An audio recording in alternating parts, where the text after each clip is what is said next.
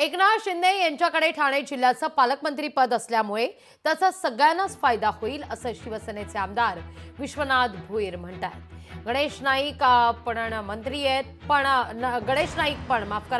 मंत्री आहेत, समाजातील वरिष्ठ ज्येष्ठ नेते आहेत, ते त्यांचा पण विचार व्हायला पाहिजे होता, पण एकनाथ शिंदेंमुळे सामान्य जनतेला जास्त फायदा होईल असं भोईर यांचं म्हणणं आहे। ऐकूया आपण भोईर नेमकं काय म्हणतायत।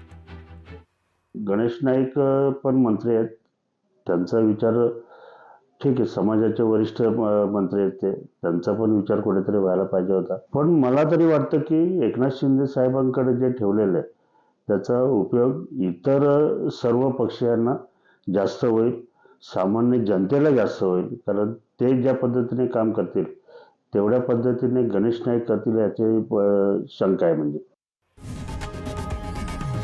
लोकशाही मराठी ऐका, पहा, जागरूक रहा।